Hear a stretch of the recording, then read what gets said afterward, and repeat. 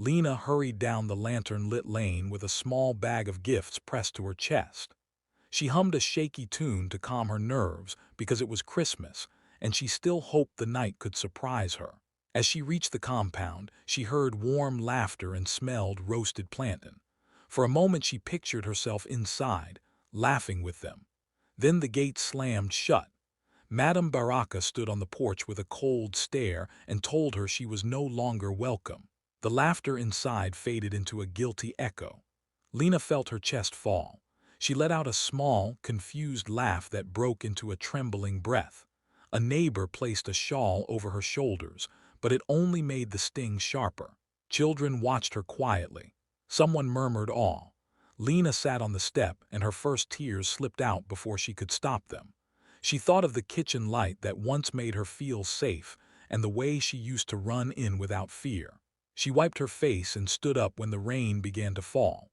Lanterns shimmered in the puddles at her feet as if the ground was full of tiny stars. Her pockets were empty. Her heart felt scraped raw, but something inside her tightened with stubborn strength. She pulled the shawl closer, gave the house one last look, then walked away into the rainy night.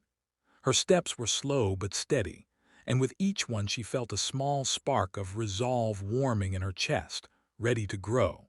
Lena spent her first night in Mwanzi Market under the old bus stand where metal sheets rattled every time the wind passed. She sat with her knees pulled up, counting her few coins again and again, trying to make them look like more. She spoke to herself in a joking way, as if humor could stop the fear from growing. When the market lights began to fade, she borrowed an old mattress from a friend who worked at a nearby stall. It was thin and smelled of dust, but she thanked him like he had given her treasure. Sleep came in broken pieces. Every time a truck passed or someone shouted in the distance, she woke with a jolt. Still, she forced herself to breathe slowly and hummed a little lullaby just to feel less alone. Morning in the market arrived with the smell of frying dough and the sound of vendors dragging their crates. Lena stood up, stretched her stiff back, and tried to smile as she asked for day work. Most people shook their heads before she even finished her sentence. Some stared at her with eyes that carried a cold judgment. She felt the sting of it each time. A few whispered about her situation. The word shame floated behind her like a shadow she could not outrun. She kept her face calm and told small jokes to anyone who looked at her for longer than a second, hoping humor could soften their rejection. When she felt tears rising, she lowered her head and hummed under her breath until her voice swallowed the hurt. By noon, she was exhausted. She had only earned enough to buy a cup of tea. She stood at the corner, warming her hands around it, when the tea seller, a quiet man with a soft beard, slid an extra samosa onto her plate. He did not say anything. He only nodded at her like he understood exactly what she needed. The gesture cracked something open in her chest. She laughed, a tiny hiccup of relief, and thanked him with a voice that shook. That small kindness stayed with her the whole day. It made her feel like she was not invisible. As the days passed, the market became a strange mix of struggle and comfort. Lena learned to survive in small ways. She helped a fruit vendor arrange bananas and received a handful of bruised ones in return. She carried sacks for a butcher and got a bowl of leftover stew. Each act was small, almost forgettable, yet each one held her together like hidden stitches. People still whispered about her, but now a few whispered kinder things.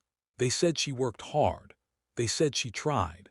They said she smiled even when her eyes looked tired. At night she returned to the bus stand, wrapped in the same shawl a neighbor had given her, and watched the market lights blink out one by one. She still felt the cold of the street, but she also felt something else growing inside her. It was not hope exactly. It was more like quiet strength. Every small help, every soft word, every extra samosa made her believe she could last one more day. And somehow, one day at a time, she did. On Christmas morning, the market was cold enough to make Lena's fingers stiff.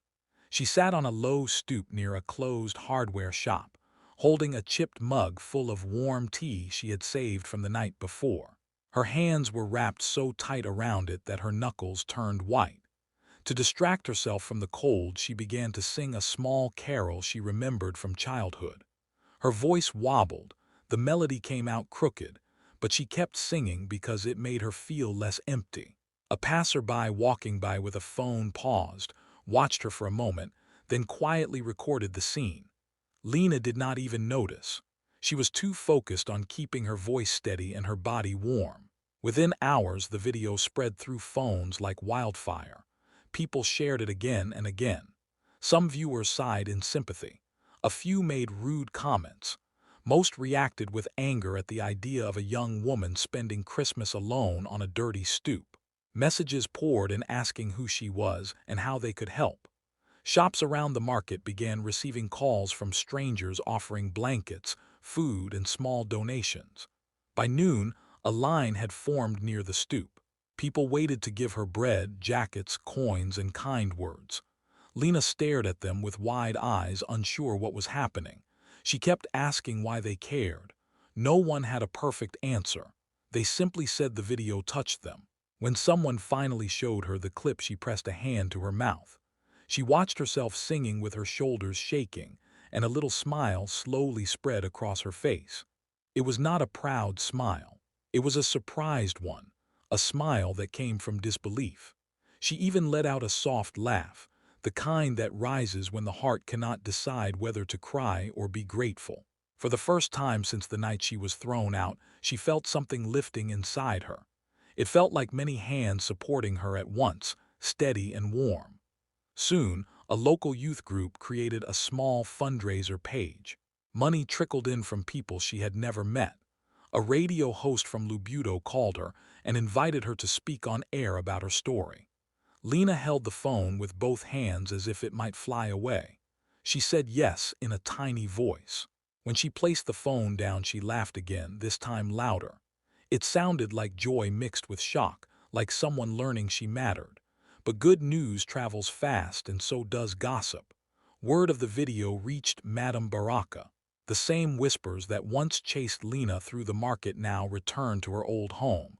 Some said Lena was pretending. Some said she was using the video to gain pity. Madame Baraka listened, her face tightening as people talked. What had once been simple shame now grew into something bigger, a battle over control, reputation, and the story people would believe. While Lena sat in the market surrounded by gifts and warm voices, she did not yet know a storm was forming behind her. She only knew that, for the first time in a long while, she felt seen. And that feeling wrapped around her like a blanket she had waited years to receive. Lena arrived in Zaramo with her heart knocking hard inside her chest. The road felt longer than usual, and every step reminded her of the distance between her and the people she used to call family. When she reached the gate, she knocked softly, hoping someone would welcome her in. Instead, the door opened with a sharp pull, and a tired aunt stared at her for only a second before shaking her head and closing it again. Lena stood there frozen. She knocked again, this time louder. Voices rose inside the house, a few angry, a few worried, and one younger voice whispering, "She's here." At last her young cousin peered out. His eyes were full of pity and awkwardness, like he wanted to hug her but feared someone was watching. He whispered her name, looked over his shoulder, then stepped aside just enough for her to slip in. Inside, the air felt heavy. Her uncles argued in low tones about dignity. Her aunts muttered about reputation. Madame Baraka sat straight, her chin lifted high, and spoke like someone sharpening a knife.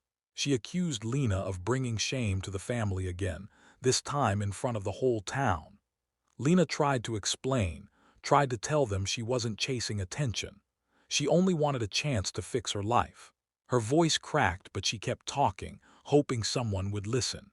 Instead, another door slammed, then another. It felt like the whole house was pushing her away.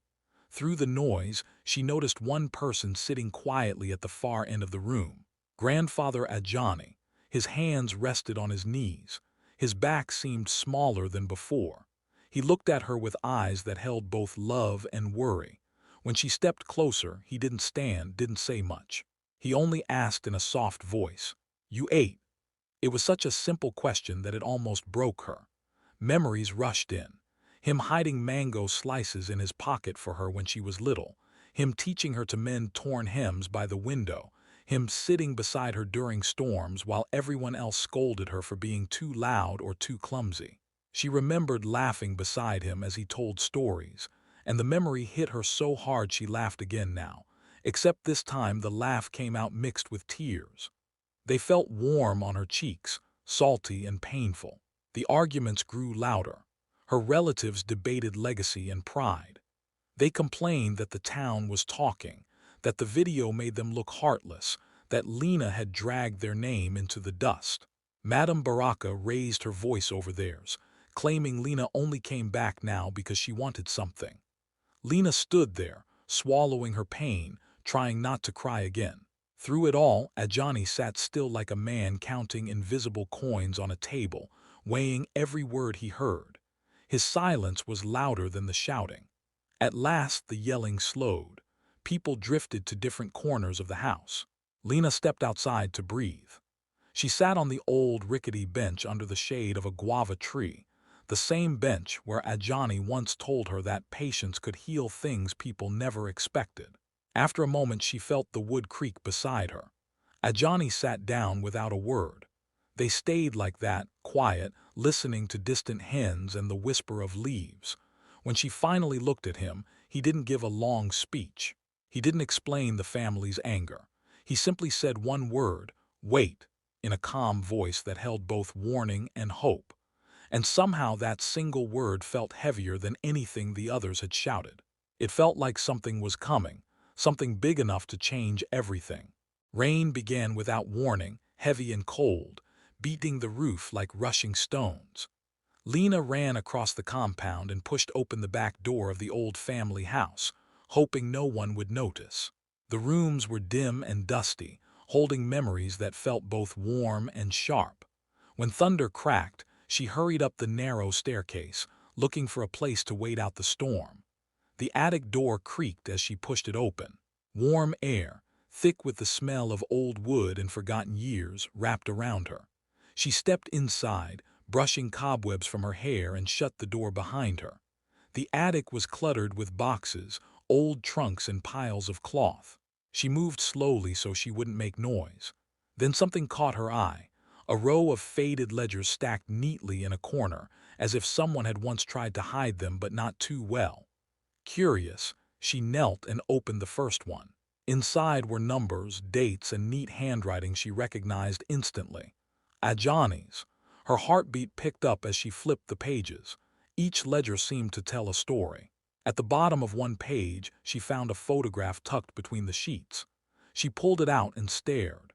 It showed a younger Ajani standing beside tall shipping crates, smiling in a way she had never seen. Another photo showed him in front of what looked like a small factory. She turned the picture over and saw a year scribbled down. It was decades ago. She felt a small laugh escape her, a wild little sound that surprised her. Then she noticed a hymn book lying under the ledgers. She picked it up, thinking it was only old family clutter. But inside, folded like a secret, was a factory blueprint. The lines were clean, confident. She held it up to the dim light and tried to understand what she was seeing. Something in her chest fluttered, almost like fear mixed with hope. She pressed her palm over her mouth, then lowered it slowly as the feeling sank in. As she reached for another ledger, something slipped out and landed softly on the floor. A letter. The paper was thin and yellowed with age. Her hands trembled as she opened it. She knew Ajani's handwriting even before she fully saw it. The letter was long and written with a kind of quiet honesty that made her throat tighten. In it, he spoke about sacrifices he had made, risks he had taken, and a secret partnership abroad that he had hidden to protect the family. He wrote about threats he had faced, the fear of greedy relatives, and how silence had become his safest shield. He wrote about wealth he never flaunted, about businesses that carried his name only on paper, and how he planned to reveal everything when the right moment came. Lena's vision blurred as tears gathered. She wiped them quickly, then let them fall when she couldn't hold them back. She wept softly, overwhelmed by everything she had learned. The old man she thought lived a simple, Almost poor life had been carrying a truth far larger than anyone imagined. The kindness he showed her, the quiet strength in his voice, the way he always watched instead of speaking, suddenly all of it made sense. It wasn't weakness, it was choice. She looked around the attic. The low roof, the dusty boxes, the quiet shadows, everything felt alive, almost breathing with the weight of the discovery. It was as if the room itself leaned closer, telling her that a door had opened, a big one, and nothing would ever be the same again. Something old and powerful was shifting, and she was standing right in the middle of it. The sun filtered through the jacaranda branches, scattering purple petals across the ground as the whole family gathered. No one knew why Ajani had called them. He sat straighter than usual, his walking stick resting beside him. When he finally spoke, his voice was calm but carried a strength that made everyone fall silent. He said he had a truth to share, one he had carried for most of his life. People leaned in. Even the birds seemed to quiet down. Ajani explained that long ago he had invested in a small transport company. He said it so simply that at first no one reacted. Then he added that the company had grown into a multinational giant, and he still owned a large part of it. A ripple went through the family. Mouths opened. Someone gasped. Phones lifted into the air as relatives began recording, unable to believe the old man had hidden such a secret. Madame Baraka, who always held herself like the ruler of the house, stared at him with a confused smile that slowly slipped away. When Ajani continued, and said he kept the wealth hidden to protect the family from greedy hands, her face tightened. People murmured. Some clapped softly, others whispered, wondering what this meant. Ajani raised his hand and the murmurs faded. Then he said the words that shattered Madame Baraka's calm completely. He intended to use a portion of his wealth to secure Lena's future. Real security, real ownership, real power. Her eyes widened. Shock turned into panic. Lena stood frozen under the jacaranda, not sure she had heard correctly. She felt every heartbeat in her ears. When she looked at Ajani, he smiled at her in a warm, steady way that made her chest break open. A shaky laugh escaped her, one filled with disbelief and joy tangled together. She covered her face with her hands as tears burst out, years of hurt and loneliness pouring through them. The crowd watched quietly. Even those who judged her before now seemed moved. They had seen her video, heard her story, and now they were watching a twist no one expected. Ajani reached into his pocket and pulled out a small key. He held it out to her. His fingers trembled slightly, not from weakness but from the weight of the moment. In his other hand was a folded document titled Foundations and Futures. Lena stared at the words, her eyes still wet. When she took the paper and the key, her hands shook. Ajani told her this was not charity, it was trust. A piece of the company was now connected to her name. She had a future built with intention, not pity. The family watched in stunned silence. Some looked jealous, some thoughtful. A few nodded as if they finally understood what Ajani had been waiting for. Under the jacaranda, petals falling around her like a quiet blessing, Lena held the key closed to her heart. Everything she had suffered felt heavy, but in that moment it also felt like it had led her to something she never dreamed possible. The air itself seemed to shift. The story of her life was turning, right in front of everyone. The days after the jacaranda meeting felt heavier than Lena expected. News of Ajani's decision spread quickly, and Madame Baraka pushed back with full force. She told anyone who would listen that Ajani had been tricked, that Lena was using her sudden attention to steal the family name. Her voice traveled through shops, meetings, and even the company halls. Soon the board members grew nervous. Lawyers appeared in sharp suits, asking cold questions. Old cousins gathered in dark corners of the compound, whispering about how to stop Lena before she became too big. It felt like every move she made was being watched. Reporters called her again and again. Some interviews opened old wounds by asking about her past, about the night she was thrown out, about the video that went viral. Lena tried to stay calm even when her hands trembled under the table. She knew one wrong word could twist the story another way. There was pressure to respond with anger, to fight back loudly, to prove she deserved everything Ajani had given her. But instead she chose a different path. She told herself she would build, not argue. Her first step was creating a community fund using part of her new support. She focused on Kibia, the place where everything fell apart for her.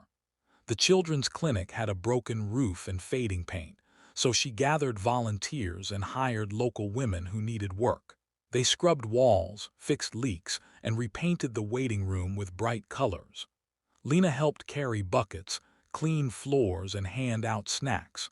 People were surprised to see her working beside them instead of standing aside giving orders. Word spread fast. Those who once judged her began showing up with small donations or tools. Next, she took on the old market hall. She hired young craftsmen and tailors, giving them a chance to earn steady money.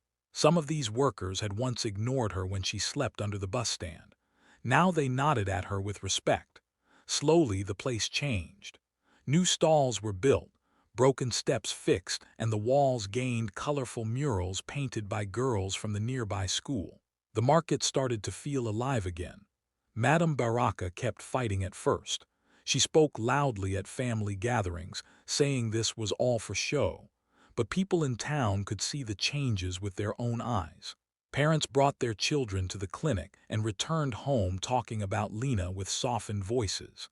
Tailors proudly showed off their certificates from the training program she funded. When these stories reached Madame Baraka, her tone faltered. For the first time she seemed unsure, her anger slipping into silence. Lena felt the shift too. One afternoon, a mother walked into the newly painted clinic carrying a baby wrapped in a bright cloth. She thanked Lena over and over for fixing the place. Her gratitude hit Lena deep. She smiled, laughed softly, then covered her face as tears came. Not from pain this time, but from tired joy.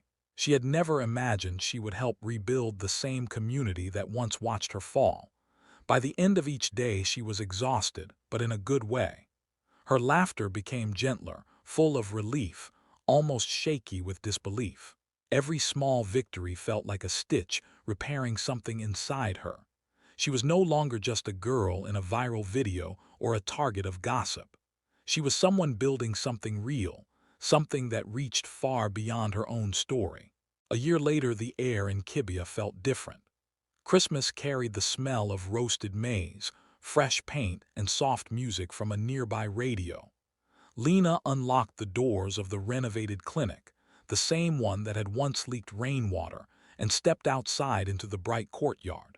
Children splashed in the small fountain she funded, chasing each other until they fell into giggles.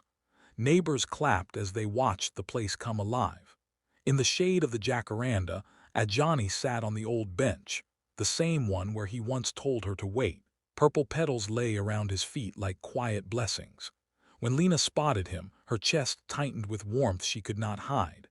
Ajani gave her a slow smile, full of pride and relief, and she let out a big, bubbly laugh that rose straight from her heart.